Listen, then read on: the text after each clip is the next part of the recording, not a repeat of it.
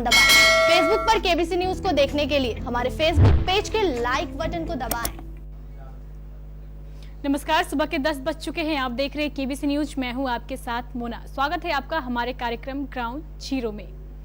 बाढ़ ने जिले का हाल जो है बुरा कर दिया है। लोग मुहाल है, परेशान है और पीड़ित है। पूरा मामला क्या है, कहां पर बाढ़ अपना आतंक दिखा रही है, वो हम आपको बताएंगे। लेकिन सबसे पहले हम आपको ताजा आंकड़े बता देते हैं।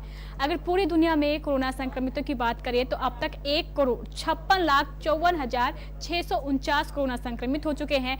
6,36,479 लोगों की मौत हो चुकी है, जबकि 95,35,641 लोग ठीक भी हो चुके हैं। देश की बात कर लेंगे, लगातार जो आंकड़े हैं बढ़ते जा रहे हैं। अब तक 12,88,136 कोरोना संक्रमित हो चुके हैं। 30,645 की मौत हो चुकी है। 8,17,593 लोग ठीक भी हो चुके हैं। बिहार में भी लगातार आंकड़े बढ़ते जा रहे हैं। अब तक 31,691 कोरोना संक्रमित हो चुके हैं। 212 की मौत हो चुकी है। 20,959 लोग ठीक हो चुके हैं। अगर कटिहार जिले की बात करें तो अब तक 618 कोरोना संक्रमित हो चुके हैं। 1-2 की मौत हुई है। 500 लोग ठीक हो चुके हैं, जबकि 115 लोग अभी भी कोरोना से जंग लड़ रहे हैं। लगातार कोरोना जो है अपना असर डाल रही है, जिसे देखते हुए एहतियातन कदम उठाए जा रहे हैं। कल भी डीआरएम बिल्डिंग को एक बार फिर 2 दिनों के लिए बंद कर दिया गया, क्योंकि वहां भी एक कोरोना संक्रमित मिला था, जिसके बाद ये फैसला लिया गया है। सदर अस्पताल में भी कोरोना संक्रमित मिले थे, जिसके बाद सदर अस्पताल को कंटेनमेंट जोन घोषित किया गया है। सदर अस्पताल में टेस्टिंग जारी है, लेकिन एहतियात बढ़ती जा रही है। अनावश्यक लोगों को अस्पताल परिसर में प्रवेश नहीं करने दिया जा रहा है। तो कोरोना को रोकने के लिए पूरा जिला तत्पर है और सतर्कता बढ़ते हुए है, लेकिन कई ऐसे इलाके हैं जहाँ पे नियमों का उल्लंघन हो रहा है। हम आपको उन इलाकों की तस्वीरें दिखाएंगे। ऐसी तस्वीरें हम आपको पिछले कई दिनों से दिखा रहे हैं, आज भी दिखाएंगे। लेकिन सबसे पहले हम बात करेंगे बाढ़ की। बाढ़ लगातार ग्रामीण क्षेत्रों में तबाही मचा रही है। आज एक बार फिर बिहार के कई जिलों को भारी बारिश को लेकर हाई अलर्ट जारी किया गया है, जिसमें कटिहार जिला भी शामिल है। लगातार कटिहार जिले में भी बारिश हो रही है और नेपाल के तराई क्षेत्रों में भी बारिश हो रही है, जिसके कारण नदियों का जो जलस्तर है काफी उफान मारने लगा है। सबसे पहले हम आपको बलरामपुर लिए चलेंगे और दिखाएंगे कि किस प्रकार से वहां के लोग परेशान हैं और जो बाढ़ का पानी है कटाव तेजी के साथ कर रहा है।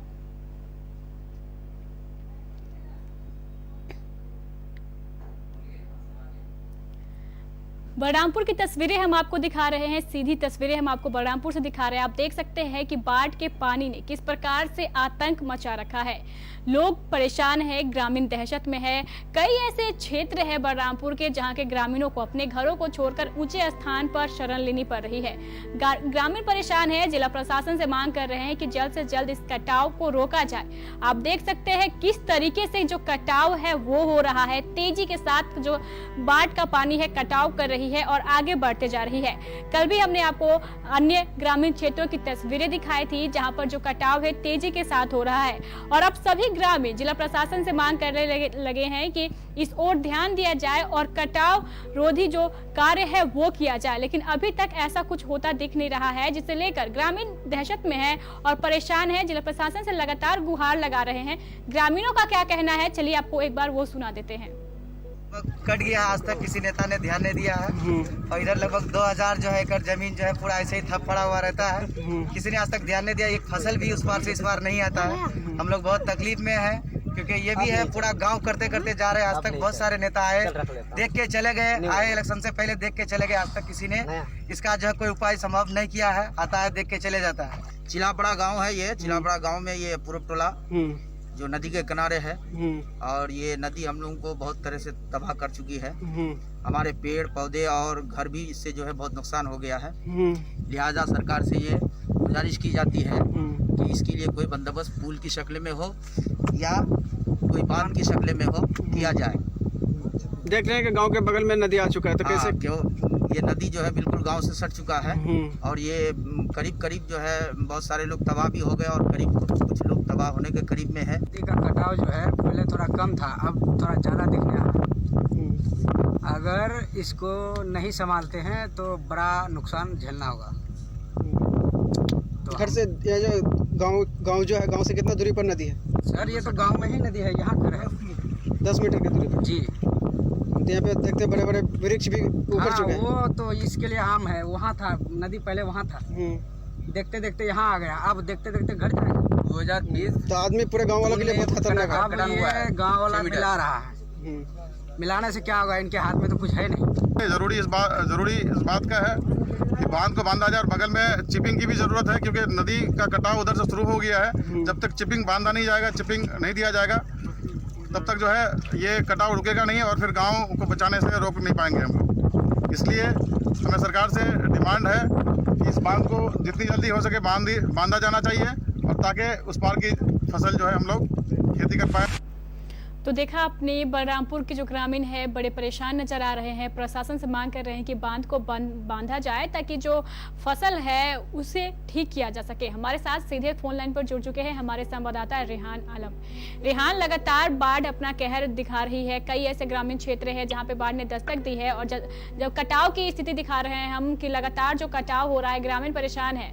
अगर बात करें जिला प्रशासन द्वारा की गई तैयारियों की, तो बहुत सारे दावे किए गए थे कि बाढ़ के पूर्व ही सारी तैयारियां कर ली गई हैं, लेकिन अगर स्थिति की बात करें तो क्या हालात है बलरामपुर के? जी, अब मैंने जो तस्वीर भेजा है आपको, ये बड़ा गांव का है, शरीफ नगर पंचायत के। ये सुधानी नदी के किनारे बसा गांव है और यहाँ पे कटाव की स्थिति जो है, गांव लगभग 10 मीटर की दूरी पर पहुंच चुका है और कटाव के उस पर यहाँ के लोग काफी परेशान हैं। प्रशासन से बांधने की मांग कर रहे हैं। रेहान, बात करें कि अन्य क्षेत्रों की, बलरामपुर के अन्य पंचायतों की बात करेंगे, क्या किसी पंचायत में बाढ़ ने दस्तक दे दी है, लोगों को अपने घरों को छोड़ना पड़ा है?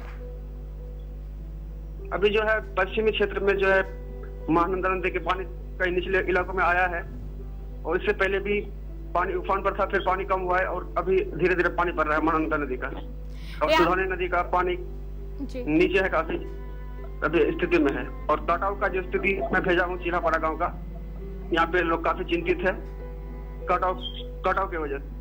रेहान, कुछ दिन पहले ही ये दावे किए गए थे कि कटाव रोधी जो कार्य है वो चरम पर है, पूरा कर लिया गया है, नाव की व्यवस्था की गई है जिला प्रशासन द्वारा। तो क्या ऐसी जो व्यवस्थाएं हैं वो वहां पे की गई है? अगर नाव की बात कर ले या फिर इसे बाढ़ आने के पूर्व जो कटाव रोधी कार्य किया जा रहा था, तो इन सारे जो कार्य है वो किए गए थे?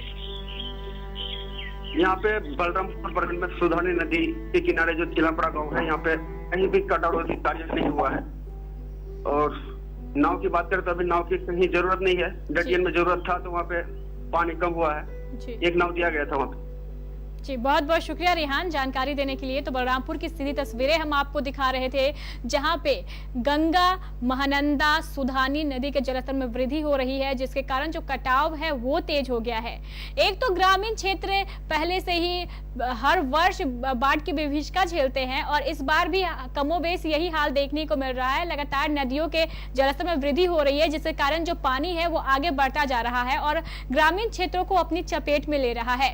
नेपाल के तराई क्षेत्रों में भी लगातार बारिश हो रही है, जिसके कारण नदियां वहां भी उफान पर है और लगातार नेपाल पानी छोड़ रहा है, जिसकी वजह से कोसी नदी के जल स्तर में भी लगातार वृद्धि हो रही है। कोसी नदी के जल स्तर को लेकर लगातार हम अपडेट दे रहे हैं आपको, किस प्रकार से नदी उफान पर है और आगे बढ़ती जा रही है। आज भी हमारे संवाददाता गुड्डू शेख ने जायजा लिया है कोसी नदी का। चलिए हम आपको वहां की पहले तस्वीरें दिखा देते हैं।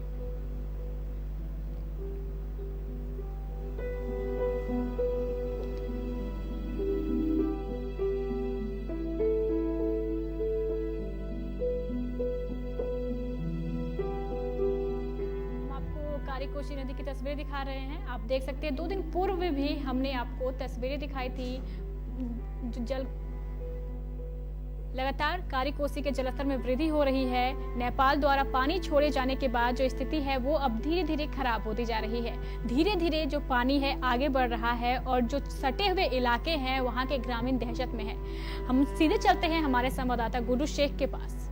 बिहार के कई जिलों में 5 दिनों का बारिश का अलर्ट है, जिस कारण से नेपाल के भी जो तराई इलाका है लगातार वहां बारिश होने के कारण जो कोसी बराज है वहां से पानी छोड़ा जा रहा है, जिस कारण से कोसी का जल स्तर जो है लगातार वृद्धि हो रहा है। अभी हम कटिहार के कोसी नदी के बगल में खड़े हैं, देख सकते हैं यहाँ भी लगातार पानी बढ़ रहा है। 2 दिन पहले हमने दिखाया था जो लगभग 1 फीट पीछे था पानी, लगभग 2 दिन में 1 फीट पानी बढ़ गया है। लोगों को काफ़ी डर सताता है, जो यहाँ के अगल बगल के लोग हैं, कि जिस तरह से पानी बढ़ रहा है, जो बांध के ये साइड रहते हैं कि उनके घरों में पानी जाने के उन लोगों को डर रहता है। कुछ लोग हैं कितने डरे सहमे हैं और क्या लगता है कि इस रफ्तार में पानी बढ़ रहा है, उनसे जानते हैं। देखिए, विगत 4-5 दिनों से जो बारिश हो रही है, और बारिश होने की वजह से पानी कोसी बराज में मोटा मोटी 1 से 1.5 फीट की बढ़ोतरी हुई है। और सबसे ज़्यादा परेशानी किसान को होती है, उसका चारा डूब गया है, खेत खलिहान था वो डूब गया है। और लग रहा है कि अगर यही स्थिति रही नेपाल में, जिस तरह लगातार बारिश हो रही है और वहाँ से जो पानी छोड़ा जा रहा है, तो लगता है कि ये कोसी नदी का पानी बांध में न सट जाए। बांध में सटने का कारण हो रहा है कि घर में जो छोटे छोटे बच्चे हैं उसको परेशानी है, बगल में नदी है, खेल कूदना डूबने का स्थिति बनी रहती है, दुर्घटना होने का चांस रहता है। गाय गोरू जो हम लोग का जो है किसान का, उसको बहुत चारे की दिक्कत हो रही है, जिसके वजह से किसान बहुत परेशान रहते हैं। सुखद स्थिति में हम लोग का जीना मतलब मुश्किल हो गया है। खासकर इस बार जो बहुत ज़्यादा बाढ़ सबसे ज़्यादा पानी इस बार आ रहा है और फसल होने से पहले ही बाढ़ आ गया है। जो आप लोग बांध के इस पार रहते हैं? हम लोग बांध के इस पार में घर है, तो इसलिए ज़्यादा चिंता बनी हुई रहती है। तो सुना आपने, लोगों को काफ़ी डर भी बना रहता है कि बांध के इस पार रहते हैं, और जो ये लोग गाय बैल या जो मवेशियों का जो चारा ये लोग व्यवस्था करते थे, बाढ़ आ जाने के कारण से ये लोग खास करके उन मवेशियों का चारा व्यवस्था नहीं कर पा रहे हैं।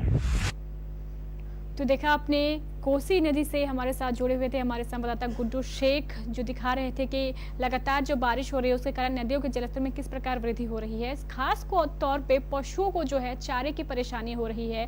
स्थानीय लोगों का भी यही कहना है कि बाढ़ आने के बाद पशुओं को भारी परेशानी होती है, क्योंकि जो चारा है वो उन्हें नहीं मिल पाता है, और जिसके कारण जो ग्रामीण है उन्हें भी परेशानी होती है। आसपास के जो लोग वहाँ पे मौजूद थे, साफ तौर पर उनका कहना था कि जो पशु है वो बाढ़ के जो दौर होते हैं उनकी स्थिति सबसे खराब होती है। लगातार जल स्तर में वृद्धि हो रही है। गंगा, महानंदा, सुधानी और कोसी, सारी जो नदियां हैं जिले की, उफान मार रही है। अब वो समय दूर नहीं है जब ये बाढ़ सीधे आतंक मचाने के लिए तैयार है। अब लगातार हम आपको स्थिति दिखाते रहेंगे, लेकिन जो अब जिले की स्थिति है वो कोरोना के कारण भी बदहाल होती जा रही है। लॉकडाउन चल रहा है, लेकिन फिर भी नियमों का उल्लंघन नहीं हो रहा है। चलिए आपको पहले सीधी हम सारी तस्वीरें दिखा देते हैं, एक एक करके जिले की, जहाँ पर लोग बेवजह भीड़ लगाए रहते हैं और नियमों का उल्लंघन करते हैं। पुलिस प्रशासन, आप देख सकते हैं तस्वीरों में मौजूद है, लोगों को समझाने की कोशिश कर रही है, लेकिन खास असर जो है वो नहीं देखा जा रहा है।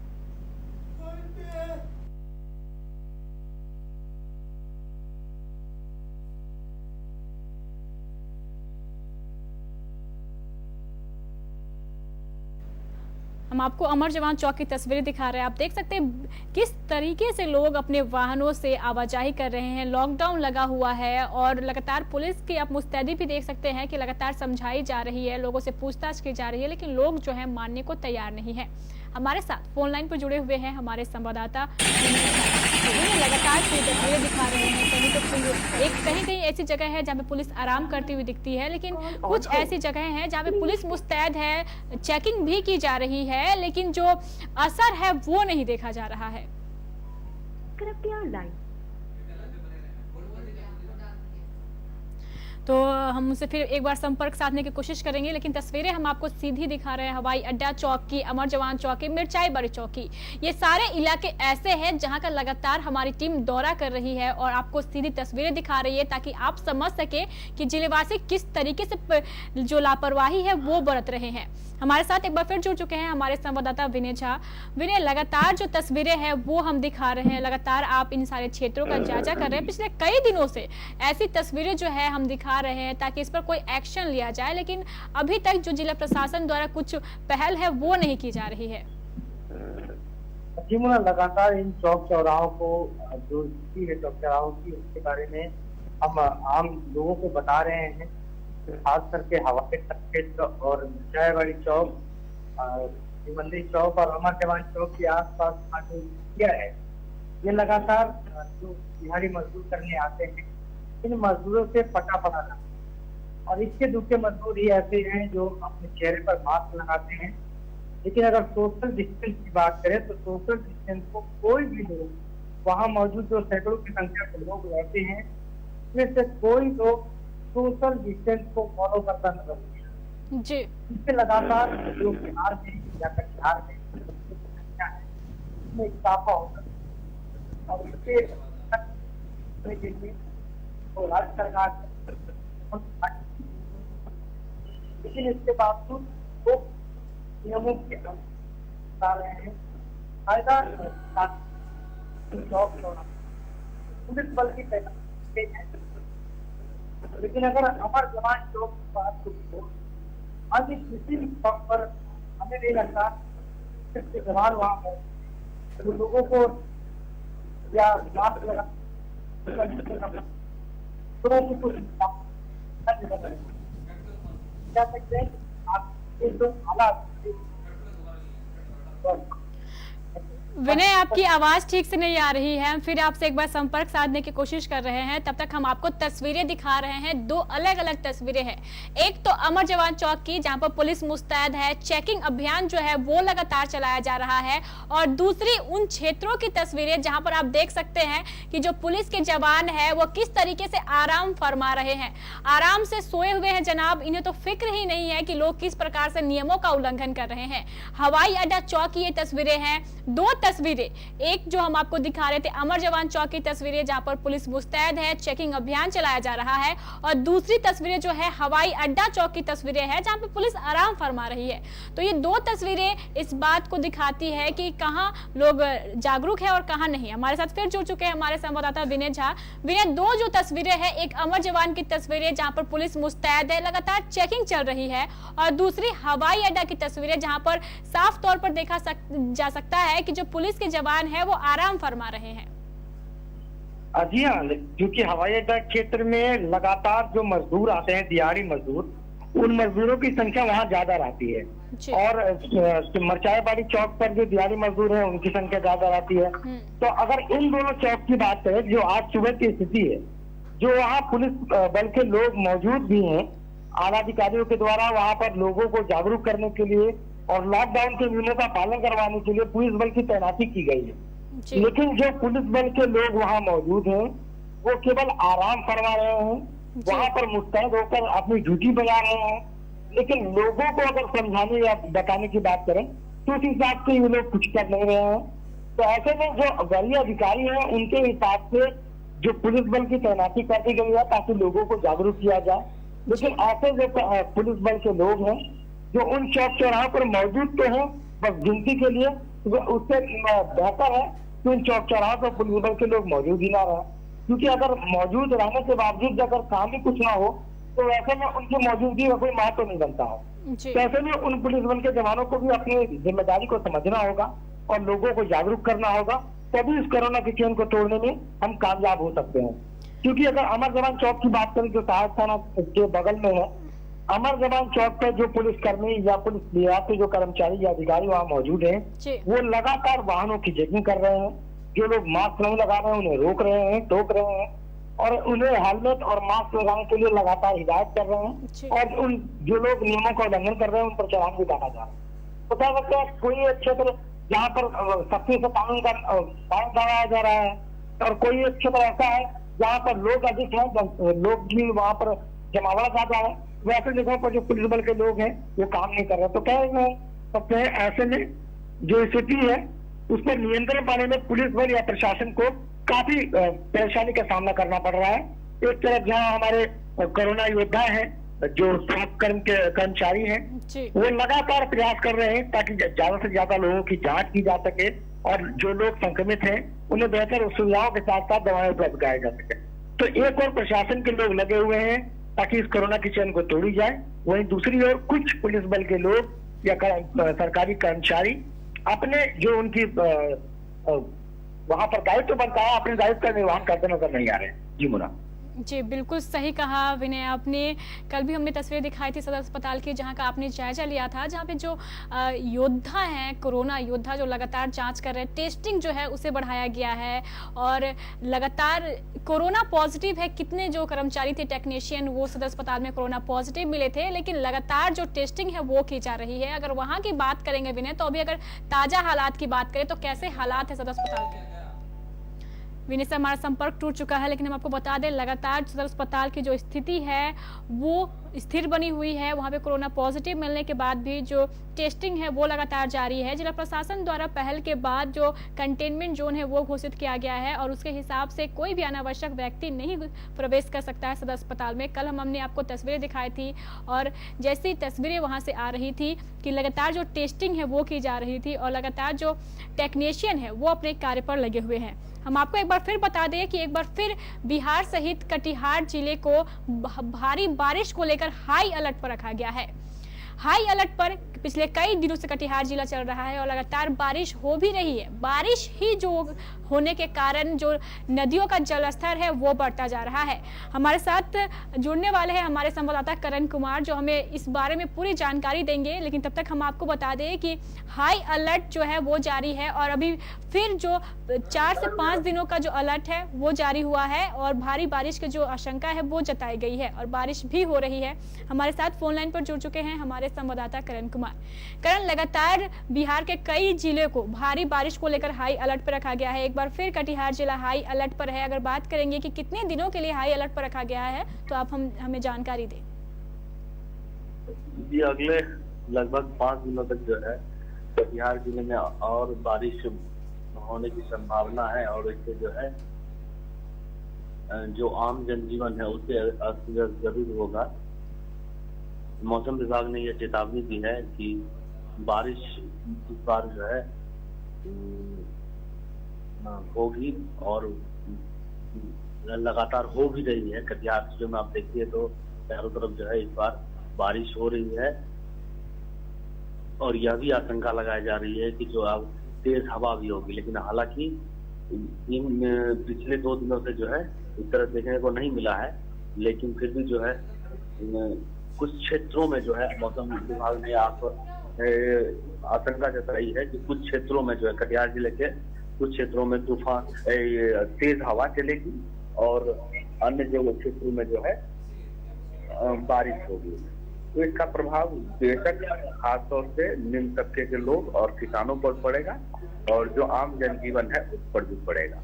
करण, लगातार कई दिनों से बारिश भी हो रही है, लगातार ये बारिश जारी है, कभी कम होती है तो कभी भारी होती है, जिसके कारण जो नदियां हैं वो भी अब उफान मारने लगी है। तो क्या ये संभावना नहीं है कि जल्दी जो बारिश है वो तबाही मचाएगी? बिल्कुल, पूरा है संकट से जूझ रहा है, जिसमें एक संकट तो कोरोना जैसी महामारी है उससे जूझ ही रहा है। दूसरी जहाँ बात करें बिहार की बात करें तो बिहार जो है बाढ़ के प्रभाव से हर साल झेलती है। हर साल बाढ़ से कई लोग मरते हैं और इसे हमेशा जूझना पड़ता है और इसका समाधान इतने वर्षों में अब तक नहीं निकल पाया। तीसरा यही है बिहार में खास तौर से कि अब लगातार बारिश हो रही है और मौसम विभाग अलर्ट पर अलर्ट किए जा रहे हैं जी। लेकिन चूंकि इस पर किसी का रोक नहीं है, अब सरकार कम से कम बाढ़ जैसी समस्या से बिहार वासियों को निजात दिलाए। चाहे इस पर जो है इंटरनेशनल इशू है, सब मिलकर बैठ के बात करें। सभी लोग जानते हैं कि नेपाल से जो है पानी छोड़े जाते हैं, इसका तंत्र हमें हर साल बिहार का लगभग 70% जो है बाढ़ को झेलता है। इस पर एक सुगम पहल होनी चाहिए। जी, बहुत बहुत शुक्रिया करण जानकारी देने के लिए। तो लगातार स्थिति पर हमारी नजर बनी हुई है। एक बार फिर कटिहार जिला हाई अलर्ट पर है, बाढ़ की स्थिति बनी हुई है और ऊपर से कोरोना अपना कहर दिखा रही है, नियमों का उल्लंघन हो रहा है। सीधी इन सारी तस्वीरें जो है हम आप तक पहुंचा रहे हैं और लगातार पहुंचाते रहेंगे ताकि आप सतर्क हो सके। केबीसी की पूरी टीम आप सभी से अपील करती है कि आप जब भी घर से निकले कम से कम सोशल डिस्टेंसिंग और अपने चेहरे पर मास्क अवश्य लगाए। हम लगातार आपको ताजा स्थिति दिखाते रहेंगे, लेकिन अब के लिए मुझे दीजिए इजाजत। नमस्कार।